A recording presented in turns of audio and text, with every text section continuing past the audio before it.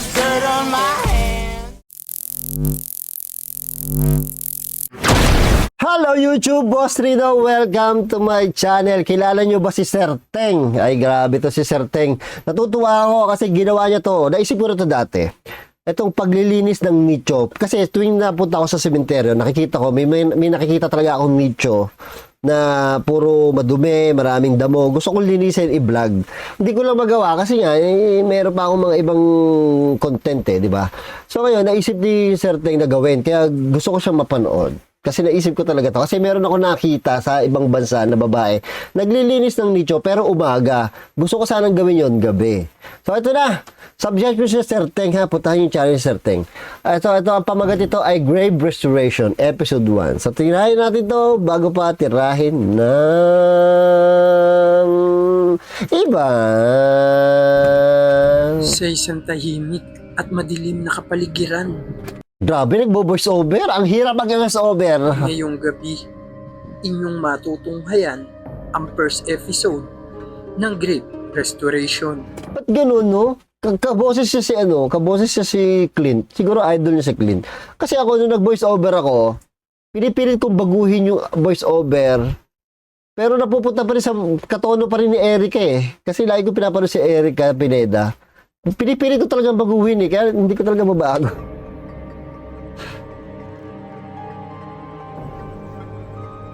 Oy! Putang nang ngayo. May kasama po ba kami? Wag na natin panuhin yan. Gusto ko yung maglilinis na sila. Oh. Ang damo o baging unti-unti Ito. ang aking tinutukoy. Unti-unti na natatakpan at tila kinakain na ng damo o baging ang kawawang pungtod. So, yan yung sinasabi ko sa inyo na meron talagang halaman na nakatakip.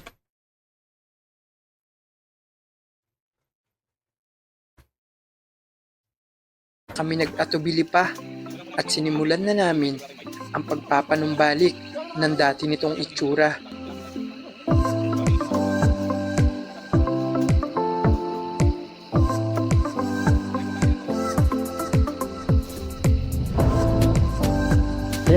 Tingnan natin kung ano yung magiging itsura.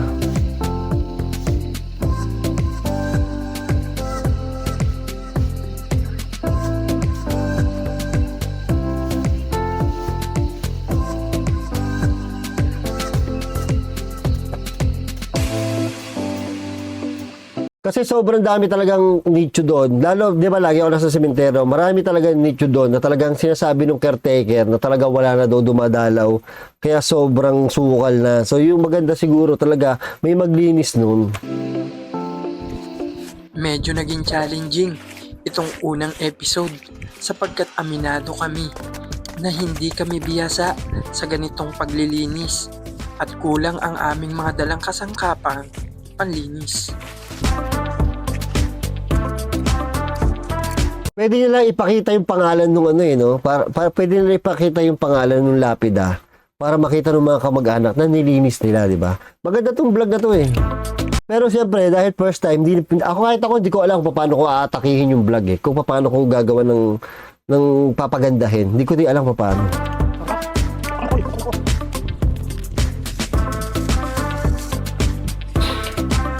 Oh. Di ba ano siya? Ano ba tawag na sa vlog na satisfying?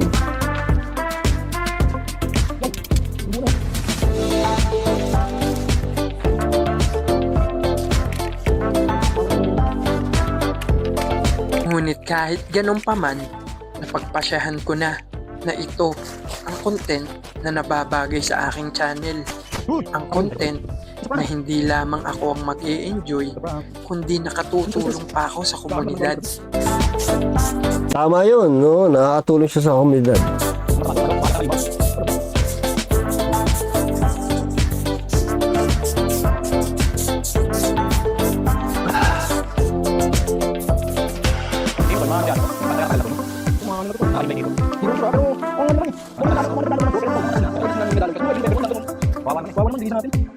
Tulong naman kami ano, ang sarap ni pwede kayo mga pamilya. Kung kasi baka mayroon na abot Oo, ganun lang. So bilang nagkakalit na natin balik.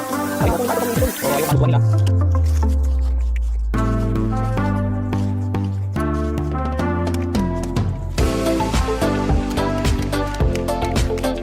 Talagang tinambas pa niya yung puno, no? Kung hindi nyo pa nakilala si Boy Patatas yung kasama niya, subscribe nyo din si Boy Patatas.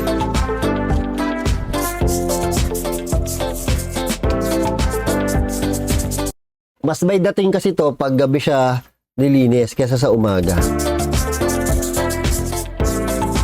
Pero kung ako yung gagawa nito, ang tunog is horror pa rin. Kasi nga gabi mo siya ginawa. Mas maganda kung horror. 'Di ba? Tapos puro horror pa yung subscriber ko. So kung ako gagawa nito, horror yung gagawin kong tunog. Tapos maganda kasi solo eh. No? Kaya hirap gawin ng solo nito. Kasi pag solo ka dyan, titingin-tingin ka sa paligid talaga dyan. Kasi kung dalawa, hindi na matatakot talaga masyado eh. Masyado nang sanay na kami dyan.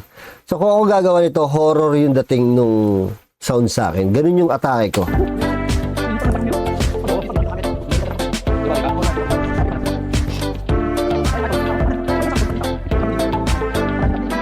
Ang worry ko lang dito, ang hirap pahabain ng vlog na to. Kasi kailangan mo talaga siya i-pass forward. Kailangan mo talaga siyang pabilisin. Kasi sobrang tagal niya pag di mo pinabilis yan. Bagay to sa TikTok tsaka sa FB.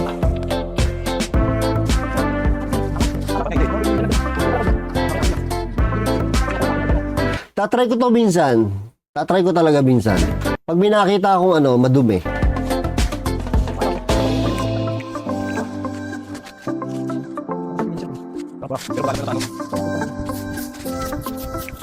Maganda tong ginagawa nila. Maganda to.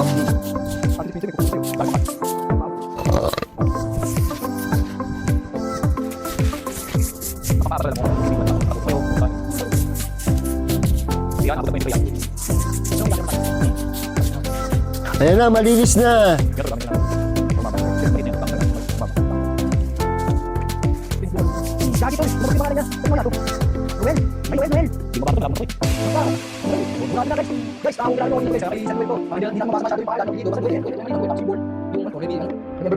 Yung sinasabi ni Sir Teng, dapat hindi niya binilisan para naintindihan natin.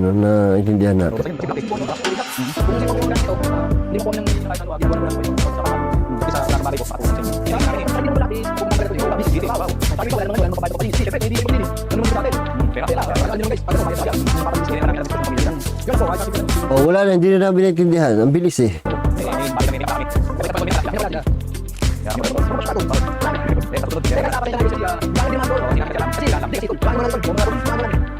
Ang dami na kasi nag-content, tol. Aminin natin, dami na nag-content. Dami na kain sa sementeryo. Nakain sa sementeryo, sino kilala mo? Sikat! Boss Rino. Ang dami daw nakakain sa sementeryo. Konti lang kami, no? Ako, si Boss Bino, si Patatas. Si Patatas nag-aaral dito eh. Si Beno. Si Gagaut. Si Ponggoy. Konti lang kami, ha? Kung kumpara mo sa populasyon ng mga ng mga content creator. Siyempre si Bossing. Oh, Cook Barangay. Siyempre si Boss Benok yan. Si Benok. Ang dami namang... Pero maganda talaga to. Maganda talaga to. Sana matuloy-tuloy niyan. Actually, sa una lang yan. Next time, may improve niya yung na yun eh. May improve niya yan. Abandon. Haunted. Punta mga haunted, di ba? Explorer daw. explore. Tama yan kasi tama yan. Maganda sa vlogger yung nag-iisip ka ng bagong idea. Kasi sobrang dami na talagang nagko-content. Pare-parehas na rin talaga. Maganda yung may bago kang idea. Actually, meron din naman gumagawa ito sa ibang bansa.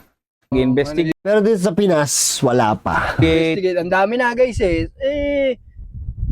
Wala lang, paepal lang. Hindi. Naisip lang. Ganda. Naisip ko rin to. Oh. Hindi kasi naisip ko lang din naman din lang to, tol. Kasi hindi naman kasi lahat gagawin to. Kasi kung pa naman, ba't mo lilinisin yung puntod na yung disenyo, di ba? Hindi, tsaka ang kagandahan dito sa ganitong ginagawa natin, bukod sa nakakatulong, nakakagawa tayo ng way para kahit papano maibsan yung lungkot. Oo. Kasi syempre, mahirap mga bossing mawalan ng minamahal sa buhay. Oo, di nyo. Ayoko na, nagsalita na si Boy Patatas. Ayoko na. Mag-iiyakan pa yung dalawa na yan. So, subscribe si Boy Patatas tsaka si Sir Teng. Maganda yung ginagawa nila. Sana matuloy-tuloy nila.